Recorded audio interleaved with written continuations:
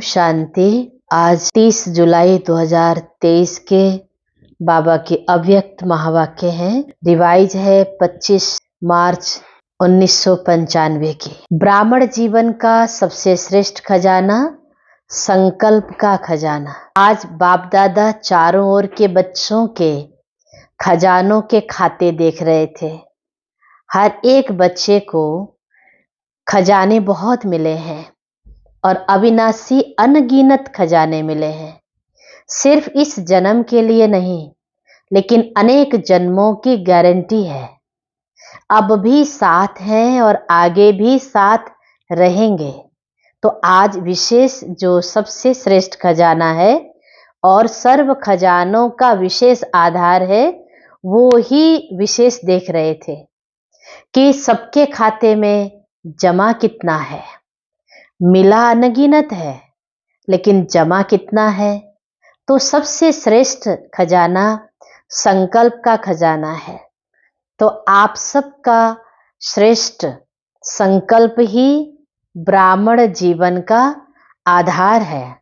संकल्प का खजाना बहुत शक्तिशाली है। संकल्प द्वारा सेकंड से भी कम समय में परम धाम तक पहुंच सकते हो। संकल्प शक्ति एक ऑटोमेटिक रॉकेट से भी तीव्र गति वाला रॉकेट है। जहां चाहो वहां पहुंच सकते हो, चाहे बैठे हो, चाहे कोई कर्म कर रहे हो। लेकिन संकल्प के खजाने से व शक्ति से जिस आत्मा के पास पहुंचना चाहो, उसके समीप अपने को अनुभव कर सकते हो। जिस स्थान पर पहुंचना चाहो वहां पहुंच सकते हो।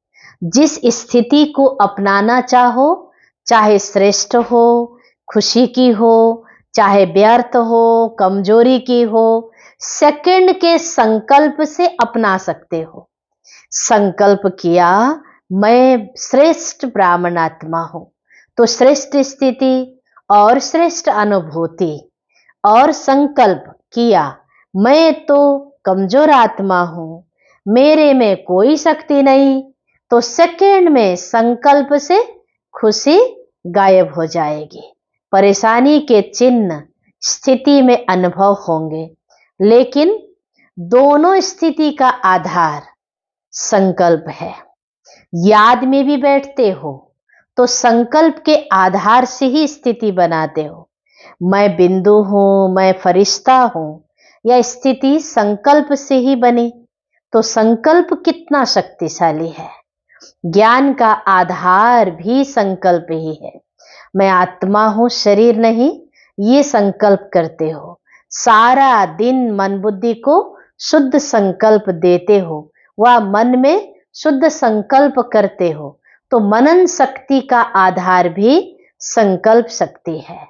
धारणा करते हो, मन बुद्धि को संकल्प देते हो कि आज मुझे सहन शक्ति धारण करनी है, तो धारणा का भी आधार नंबर है, संकल्प है।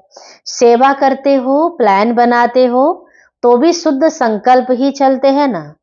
शुद्ध संकल्प द्वारा ही प्लान बनता है। अनुभव है ना। तो ब्राह्मण जीवन का विशेष श्रेष्ठ खजाना है संकल्प का खजाना। अगर आप संकल्प के खजाने को सफल करते हो, तो आपके स्थिति कर्म सारा दिन बहुत अच्छा रहता है। और संकल्प के खजाने को व्यर्थ गवाते हो तो रिजल्ट क्या होती है? जो स्थिति चाहते हो वो नहीं होती। और आप सब जानते हो कि व्यर्थ संकल्प बुद्धि को भी कमजोर करते हैं और स्थिति को भी कमजोर करते हैं। जिनका व्यर्थ चलता है उनकी बुद्धि कमजोर होती है, कंफ्यूज्ड होती है, निर्णय ठीक नहीं होगा, सदा मुझा हुआ होगा। क्या करूं क्या न करूं स्पष्ट निर्णय नहीं होगा। और व्यर्थ संकल्प की गति बहुत फास्ट होती है।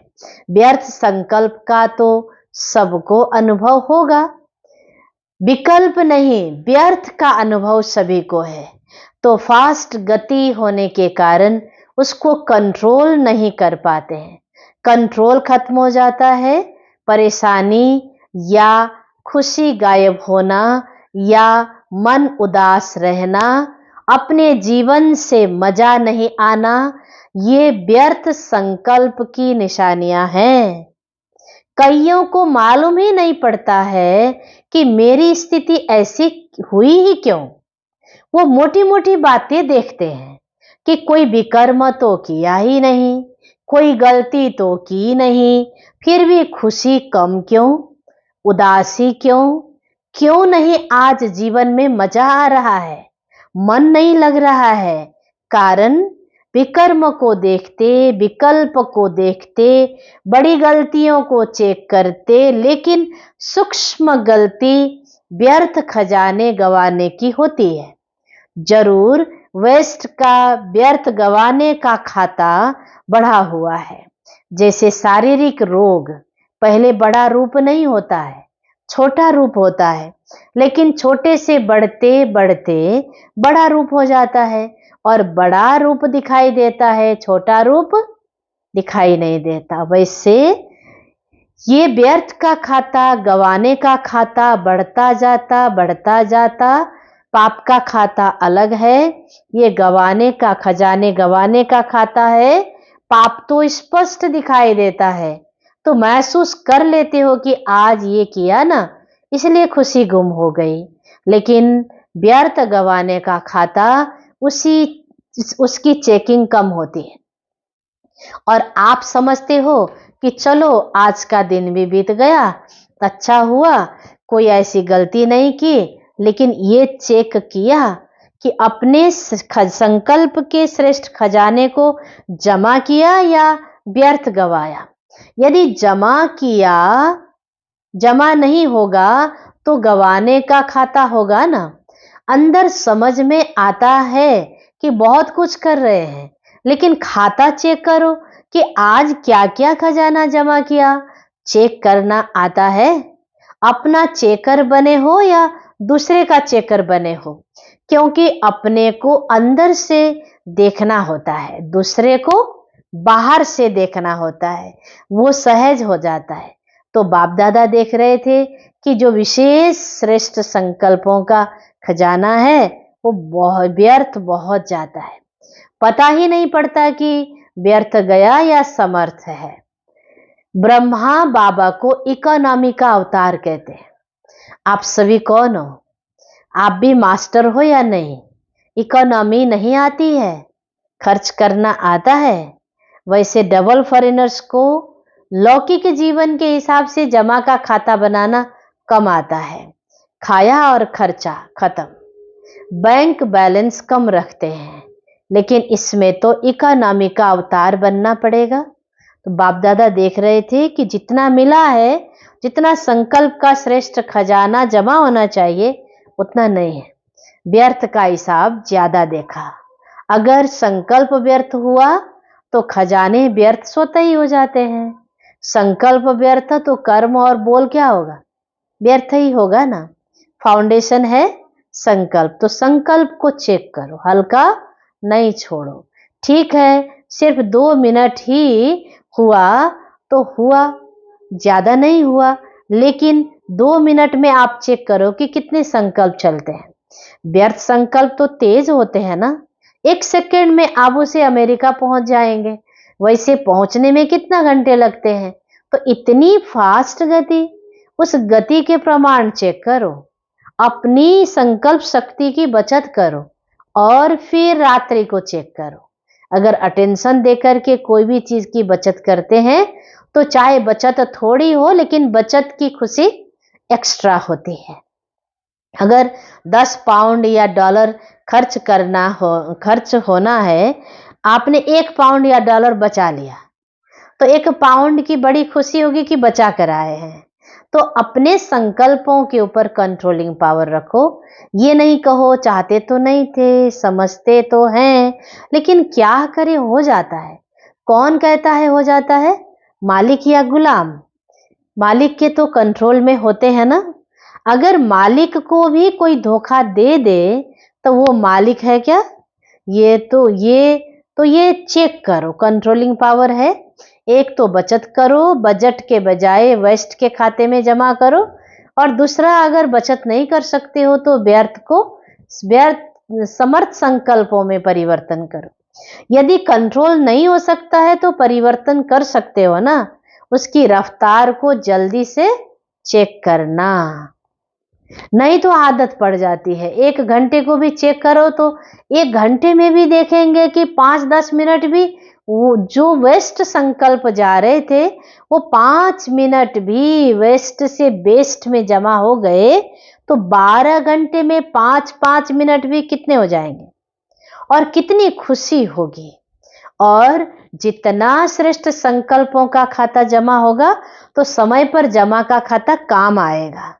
नहीं तो इस जैसे स्थूल धन में अगर जमा नहीं होता है तो समय पर धोखा खा लेते हैं, ऐसे यहाँ भी जब कोई बड़ी परीक्षा आ जाती है तो मन और बुद्धि खाली खाली लगती है, शक्ति नहीं लगती है। तो क्या करना है, जमा करना सीखो। अगर अगले वर्ष देखें तो सबके श्रेष्ठ संकल्पों का खाता भरपूर हो, खाली खाली नहीं हो। यही श्रेष्ठ संकल्पों का खजाना श्रेष्ठ प्रारब्ध का आधार बनेगा। तो जमा करना आता है, राजयोगी अर्थात चेक करना भी आता है और जमा करना भी आता। जिसका खाता जमा होगा उसकी चलन और चेहरा सदा ही भरपूर दिखाई देगा। ऐसे नहीं आज देखो तो चेहरा बड़ा चमक रहा है और कल देखो तो उदासी की लहर, ऐसा नहीं होगा। सारे दिन में चेक करो कि आपके पोज कितने बदलते हैं। कभी चेक किया है, पोज बहुत बदलते हैं। बाप दादा तो सबके पोज देखते हैं ना। कभी कभी देखते हैं कि कई बच्चे कर्म करने के में इतना टाइम नहीं लगाते हैं, लेकिन कर्म के पश्चाताप में टाइम बहुत गवाते हैं। फिर कहते हैं 3 दिन हो गया, खुशी गुम हो गई है। क्यों खुशी गुम हुई, कहाँ गई, कौन ले गया? खजाना तो आपका है, लेकिन ले कौन गया? पश्चाताप करना अच्छी चीज है, लेकिन पश्चाताप परिवर्तन कराता है, लेकिन उसमें ज्यादा टाइम नहीं लगाओ। पश्चाताप का रोना करेंगे तो सारा सप्ताह रोते रहेंगे। पश्चाताप किया बहुत अच्छा, लेकिन पश्चाताप करना और प्राप्ति की खुशी लाना।